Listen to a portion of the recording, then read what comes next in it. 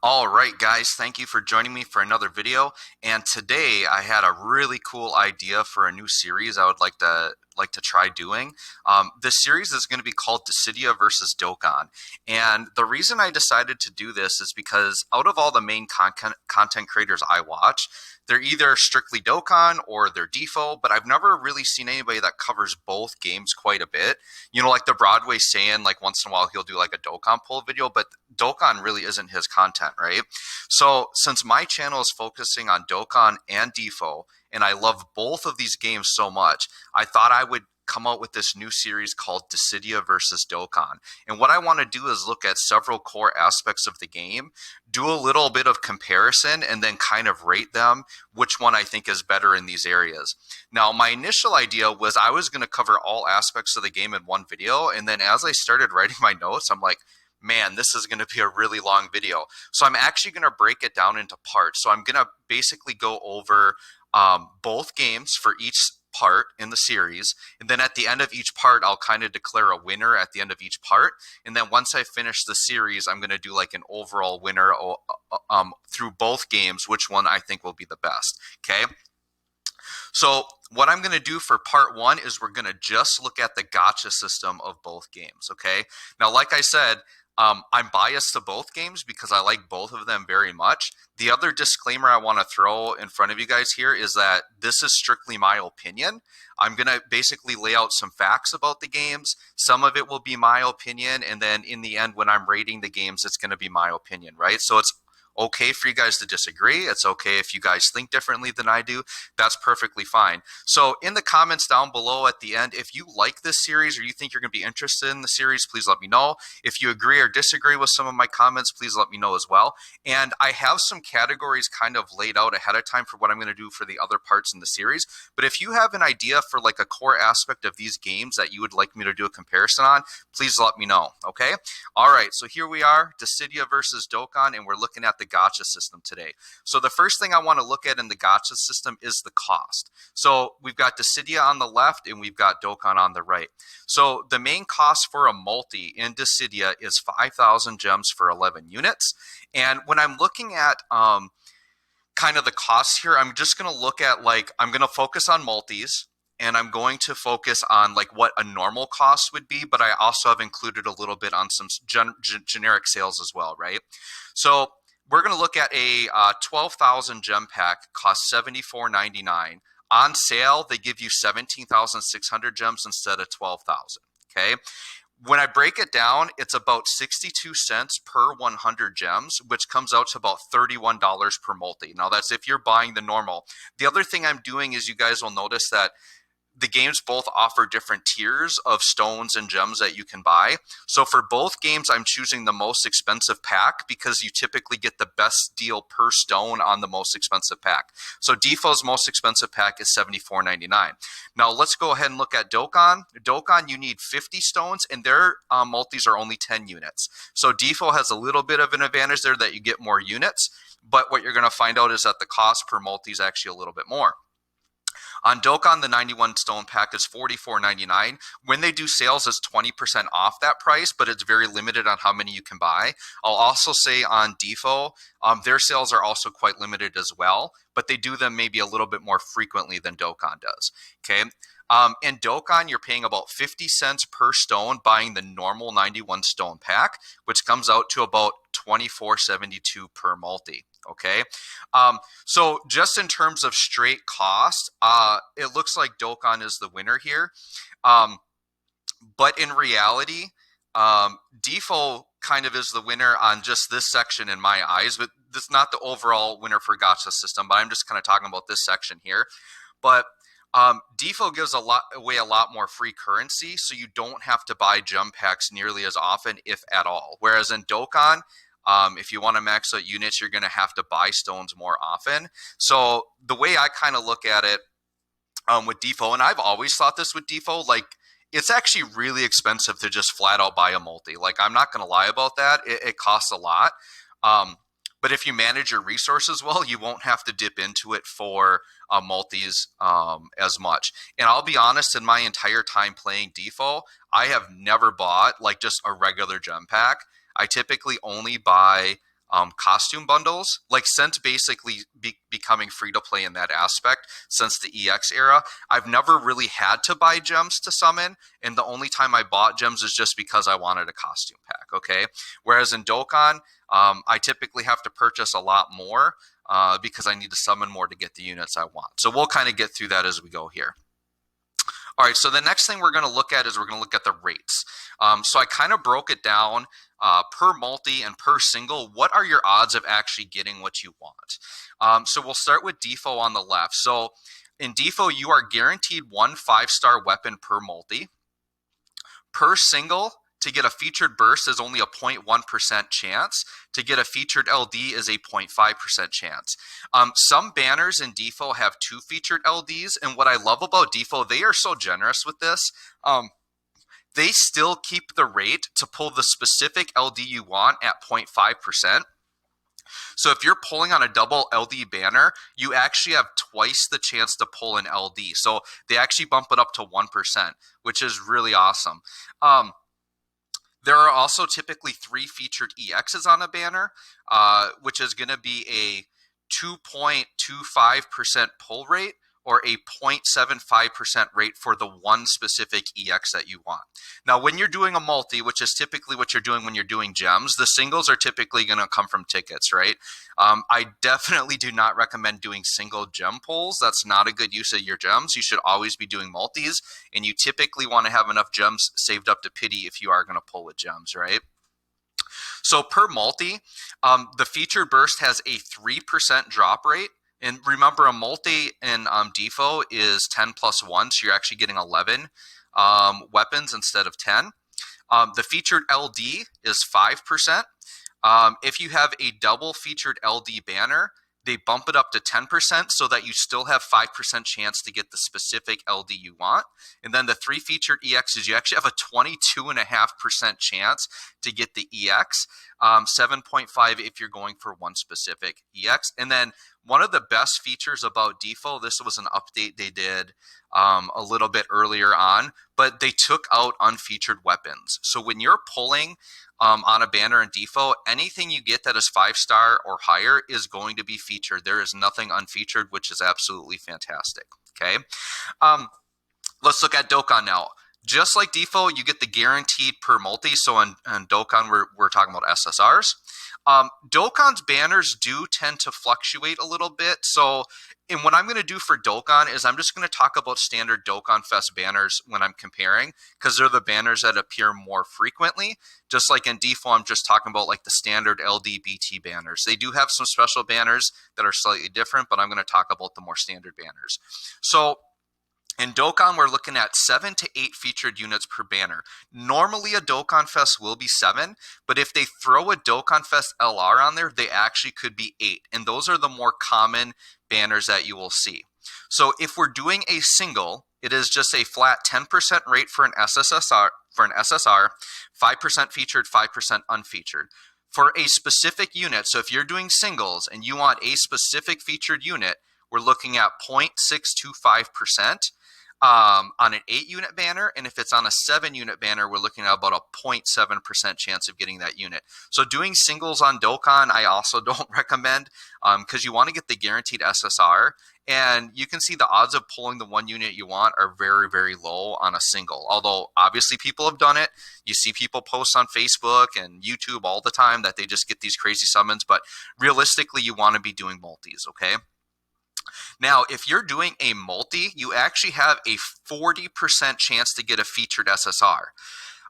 So you might be like, oh my gosh, wow, it's way better on Dokkan. But the thing is remember, Dokkan, you're competing with 7 to 8 other characters, and a lot of times you're only looking for 1 or 2 featured SSRs. It just depends on how long you're playing in the game, right? If you're a newer player and the banner is really good and you need everything, then yeah, Dokkan wins here 100% because you can get some really great units to beef up your account.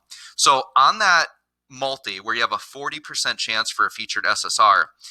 For a specific unit that you're looking for, it's about 6% chance on an 8-unit banner, and we're looking at about 6.9% on a 7-unit banner, basically 7%, right? Dokkan does also do legendary summon banners and double rates banners, where the rates are obviously going to fluctuate and be a lot different. Legendary summon banners, I think, typically do 10 featured units, and other than the LR, all of the other units are like total hot garbage, okay? Double rates banners, same thing. They'll typically be a really nice shiny new LR, but there'll be like 10 to 12 featured units. The double rates make it really tempting, but everything featured will be hot garbage other than the main LR. With legendary summons, you do have a chance to get like good unfeatured LRs, but the pool in Dokkan is getting larger and larger and larger for unfeatured. I believe at the time of this recording, there's like 225 to 235 unfeatured units. So something to keep in mind there. So when you're looking at it, you can kind of judge looking at the numbers. I think both games are fair in their own way. The thing to keep in mind with Dokkan is you have to pull multiple dupes of the character you want if you want to max them out. Whereas in DFFOO, you really only need one copy of the specific weapon you want. And I'll talk about that a little bit later on. All right, so moving on to the next, we're going to look at the pity system. Pity systems are really important in gacha games. Games that don't have a pity system can be really harsh, and it can a lot of times drive players away. Now, both of these games have very unique pity systems, and I think there's kind of give and push with both of them. There's kind of some give and take with each game. I think they both have their pluses and they both have their minuses, their pros and their cons, right? So let's look at DFFOO first. So in DFFOO, what happens when you do a multi? You get 20 G tokens, and that's the green token icon that you see on the screen there. You get 20 G tokens per multi, but DFFOO, once again, quite generous. They actually give you G tokens on free multi summons, which is kind of insane if you think about it. They're literally just giving you like free currency towards a free item. The LD or EX cost, if you're going to pity one, costs 300 coins. And so it's going to take you 14 to 15 multis to pity an LDR and EX. The reason why I say 14 or 15 is because if it does come with a free multi, it's only going to take you 14. Okay. BTs cost 500 G tokens, which is going to take you roughly 24 to 25 multis, depending on if you get a free multi draw on the front side. Okay. You can only pity for that specific banner, but you can get the current weapon. So this is kind of the give and take that we have here. The G tokens do not carry over. So you only get G tokens for the specific banner you're summoning on. You can't take them with you. If you don't use them, you lose them. But on the plus side, you can get the brand new unit that just came out. Okay, let's look at Dokkan in contrast. So Dokkan uses gacha coins. Their system is kind of interesting in that there's 3 types of gacha coins. There's red, yellow, and blue. And what Dokkan likes to do is to give you different coins based on the type of banner you summon on. So red coins come from your Dokkan Fest banner, yellow coins come from legendary summon banners, and then the blue coins come from kind of oddball banners. I think double rates banners, Dragon Ball Heroes, double rates, Dragon Ball Heroes, and back when they had the type banners, like the mono type banners, they were on those as well. So they're kind of an oddball coin. Blue coins, pretty much you can only get Elder Kais with them, and they have had the mono type characters on there when they have banners out, but it's been actually quite a while since they've had them. I'm hoping one day they will put Dragon Ball Heroes units in the blue coin exchange, but I don't know if they'll ever do that, but that would be fantastic. Yellow coins are mainly for legendary summon banners, and then red coins, like I said, are your Dokkan Fest banners. So I'm going to mainly focus on the Dokkan Fest currency here, because that's the one most people are going to be using and summoning on. So in terms of the gacha coins, you get 10 coins per multi, and Dokkan just implemented a new gacha coin exchange system where if you pull a unit that you have rainbowed, totally maxed out, you can sell those units for 3 coins a piece, which is actually quite generous. So if you're someone that's more of a long-term player, this is a great way that the game is kind of rewarding you. And That way, when you're pulling on banners where you have a lot of the units rainbowed, there's something you can actually do with those units other than just sell them for BABA points, which is really good. It's also a really great technique on their part to get long-term players to maybe summon on banners they would normally shy away from. I know for me, there's some banners that there might only be 2 to 3 units I can use on a 7 or 8 unit banner.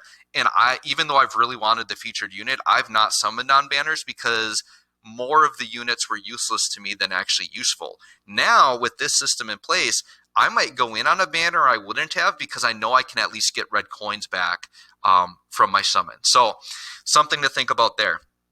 Now, Dokkan's give and take is this. Coins can be carried over and saved up from banner to banner. They don't expire.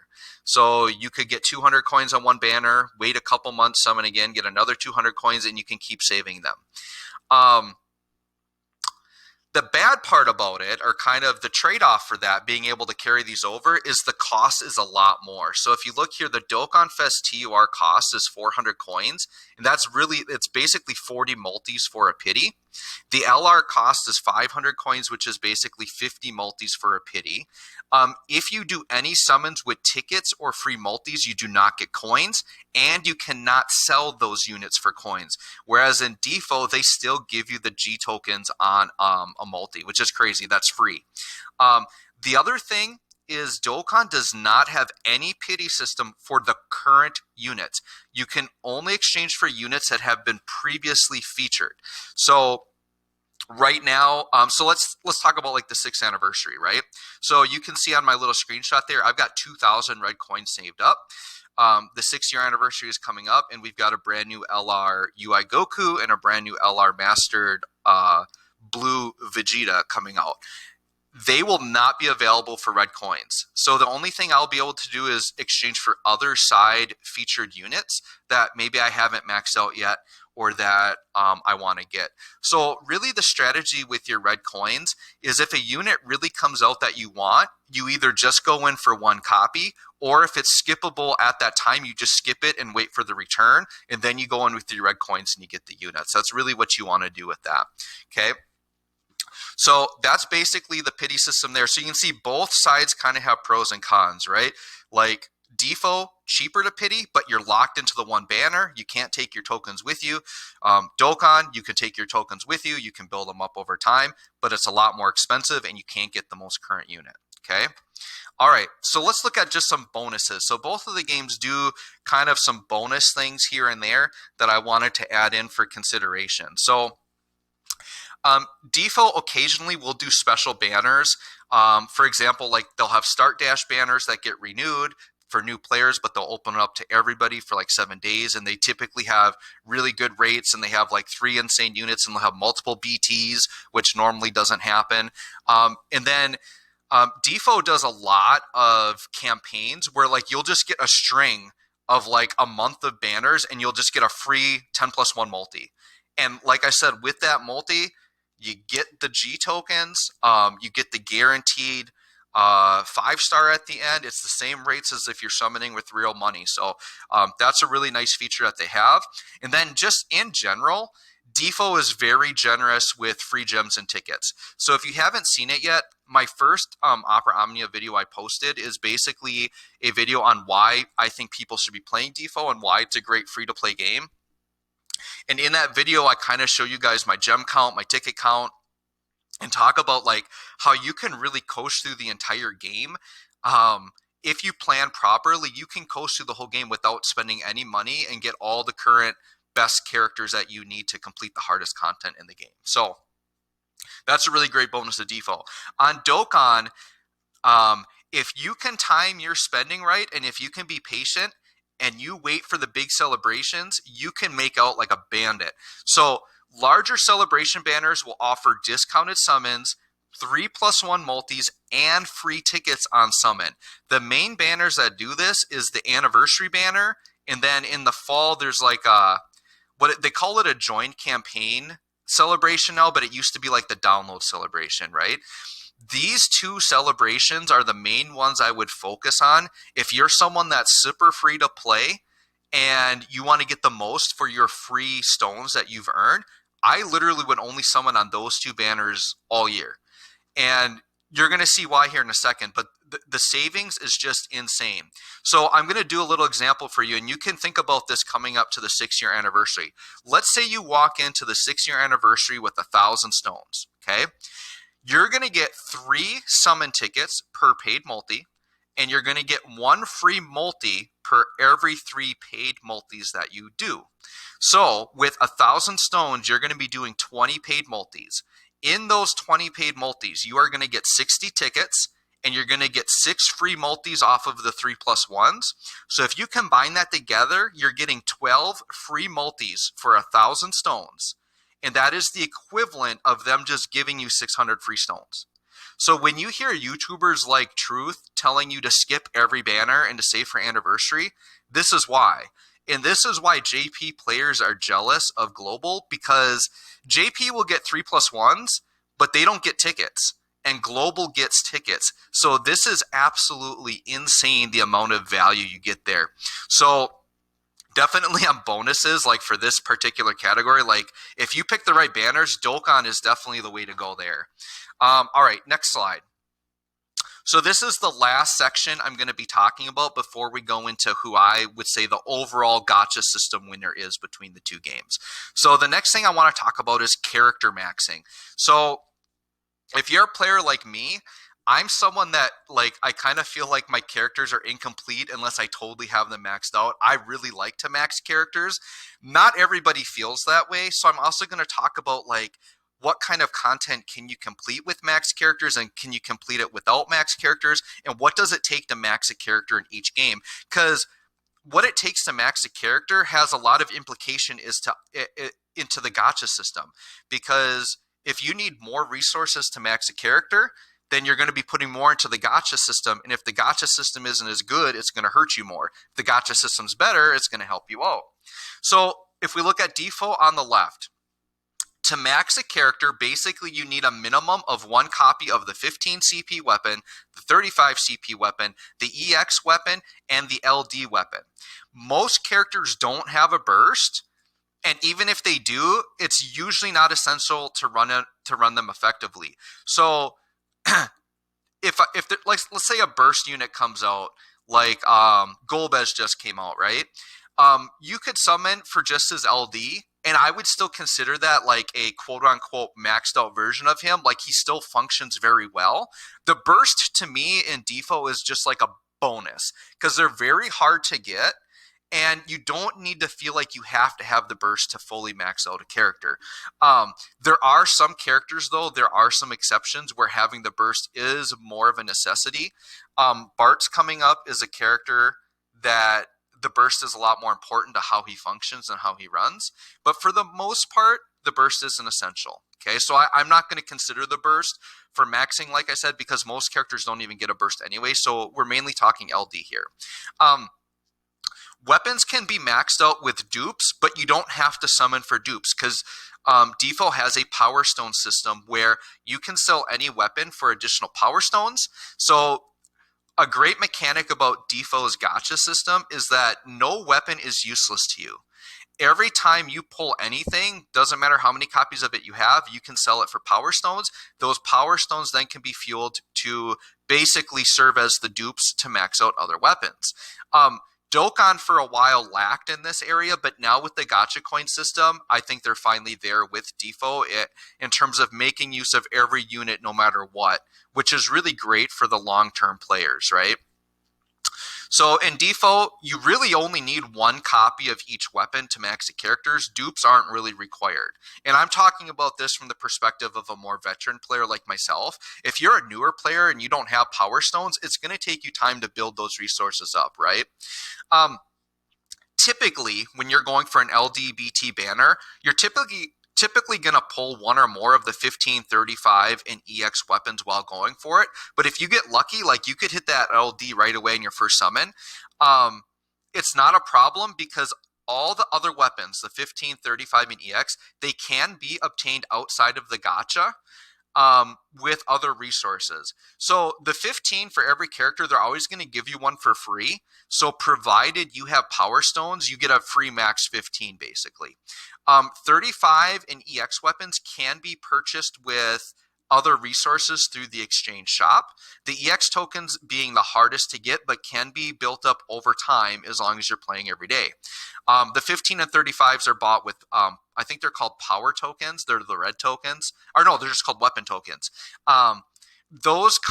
They've come more frequently than they used to, but once again, it's a resource that if you're a new player, you're not going to be able to do it. You kind of have to build up a little bit. My recommendation is if you are a newer player, do not worry about maxing everything out right away. Just take it slow, play the game, build up your resources, focus on getting like one team maxed, even if they're not synergy, and then you kind of go from there. The other thing to note is how important is character maxing in the game. I would say in DFFOO, it's very important if you want to do endgame content. So for Lufenia, which is considered currently DFFOO's endgame content, it is basically required that you have a fully maxed out team with some exceptions. The exception being that there have been some Lufenias that you can cheese with basically tactics that I don't think the developers intended, but work within the character's kits. So one was where Yuffie can basically throw a debuff back that does like 30% of the enemy's health, and you just wait like 4 turns and then attack them and kill them. And then there was just a recent cheese with Gladio, where Gladio versus Alexander will infinitely counter back until he's dead. There are also some Lufenias where a character, depending on their kit, you can carry a third character that is not maxed. Typically, they're going to have to be more of like a support role type character or maybe a tank character. But if you're looking at main damage dealers, you want them maxed out. Okay. Dokkan now. In order to max a unit, it requires 5 copies of that unit at a minimum, and it's known as rainbowing a unit. So if you hear me on the channel talk about rainbowing, obviously if you're a Dokkan player, that's very common terminology, but if you're a DFFOO player and you're not familiar with Dokkan, we call those rainbowed units, right? You cannot open up dupe paths on units in any other way. You have to summon through the gacha for summonable units in order to rainbow those units. Character maxing, though, in Dokkan is not required to beat endgame content. Rainbow units make it easier, but is not required by any means. It's more about the teams that you can build and having the right units to do the content. The other big advantage Dokkan has here is that Dokkan has really powerful free-to-play units that can be farmed out and maxed for free. One thing that DFFOO is lacking, and I don't know that there would be any way they could implement it, but DFFOO really has no free-to-play way to have characters. Like, there's no free-to-play maxed out character in DFFOO. It doesn't exist. The way DFFOO works is you get all the characters for free with like a 15. So that's their free-to-play. You get the character for free with a 15 CP. Well, other than like normal story missions and like low-level content, they're not going to help you in anything difficult. So something that DFFOO could do is, let's say they dropped like a new character that was a special event, like a free-to-play character, and you played through their story and you could actually earn all of their weapons and dupes through an LD. I think something like that could actually be really cool, especially to help newer players that don't have like enough resources to summon for a fully decked out character. I obviously wouldn't expect them to do it too often, and something I'm going to talk about in another video in my series is that DFFOO kind of has less characters to work with. So I think it would have to be like a special cameo. So let's say they did a collab with another Square Enix game. Maybe it was Secret of Mana, maybe it was Kingdom Hearts, maybe it was, I don't know, Octopath Traveler or Bravely Default. Characters from those games, I feel like Bravely Default, I've always felt Bravely Default characters should be in DFFOO because Bravely Default was based off of the 4 Heroes series, which kind of was a Final Fantasy game. But let's throw it out there. Let's say they did a collab with Bravely Default. DFFOO has never done like a collab before. They did a Dragon Quest one, but we got stickers. Like, we didn't get characters. So I guess my proposal here is, what if DFFOO did a collab with another Squex game like Bravely Default, and rather than summoning on a gacha for them, you earn it through a story mission and you got LDs and everything for free for that character. I think that would be pretty dope. Let me know if you think that would be pretty cool. So yeah, there we go. Character maxing in a nutshell for both games. Now, after looking at all the gacha system info and with just my experience playing both of the games, which one do I think is the winner in terms of the gacha system overall? For me, it's going to be DFFOO. And the reason why, and you might be thinking, well, on that first slide, it clearly costs more to do a multi on DFFOO, right? The way that DFFOO offsets that is they give out way more free currency to pull. And something I talked about in my first DFFOO video about why I think people should play it and why it's a great free-to-play game is the marketing for this game isn't about you buying jump packs. The marketing is getting you to buy the Mog Pass and to buy costume bundles. And these are things that are strictly like bonuses for players that want to get more out of the game, that really like the game, but they're not required for anything, and they're not required to max out characters, right? So because DFFOO gives you so much free currency, I don't feel the need to go in and buy jump packs like I do on Dokkan. The other benefit that DFFOO has over Dokkan is you need far less pulls to max a unit. Yes, there are more weapons, quote unquote, to think about, but like I said, you only need one of each weapon. The dupes can come for free through Power Stones, and you can buy most of the weapons with free currency in the game. You don't have to pull them. Whereas in Dokkan, you have to pull 5 copies of a character. And the biggest letdown, well, I'll talk about it in a minute, but yeah, you need 5 copies of a unit, and the only way to get dupes on a summonable unit is to actually summon for them. While the pity currency in DFFOO does not carry over, you can get the newest weapon, which is, to me, a true pity system. Dokkan's pity system is kind of a pseudo pity, but there is no way to pity the newest unit on Dokkan. So I think DFFOO definitely wins there as well. If you budget well in DFFOO, you can guarantee you will get the units you want without having to spend money or buy jump packs. So if you keep up with watching other YouTubers, watching Should You Pull videos, looking at tier lists, knowing how much currency you will earn in a given month, you can definitely coast through the game without spending money. The cost of pity in DFFOO is much cheaper, plus you sometimes get a free multi towards it, so you have to pay even one less multi's worth of currency. While Dokkan's coins can be saved across all banners, and they allow you to do the unit exchange for coins as well, it has no pity for the current units, and you can get burned for literally thousands of stones, even to get just one copy. And if you doubt me, you can ask Truth, okay? Or any of these other YouTubers that do summon videos. So without a true pity system for the newest characters, you could literally go thousands and thousands of stones. I think one of Truth's worst shafts was just for like a Dokkan Fest Kid Goku, which was a standard 7. It was like a standard 7 unit banner. And I think between his 4th and his last copy of that Goku, it was like 4,000 stones. Like just an insane amount of money. So the thing with DFFOO is there's an absolute like cap on how much you would have to spend to max everything out. There's never like this whole possibility that you could just spend infinite amounts of money on it. Whereas in Dokkan, if you were really unlucky, you could have to spend 10, 15, 20,000 stones to max or even get one copy of a unit. Yeah, it's not likely to go 10, 20,000 without one copy. I'm pretty sure Truth has gone 8,000 without a copy of a unit. So that's the big thing for me is that with DFFOO, it's a lot easier to plan. You know what you're going to get. You're guaranteed to get it if you have enough currency, and they give you so much of the currency for free. So with that, the gacha winner in this series is DFFOO. Keep a lookout. Like I said, this is only part 1 in the series. I've got other categories where I'm going to compare the 2 games. Let me know if there's a specific category or something you want me to compare in this Dissidia versus Dokkan series that I've started. And thanks for watching, guys, and we'll catch you all next time.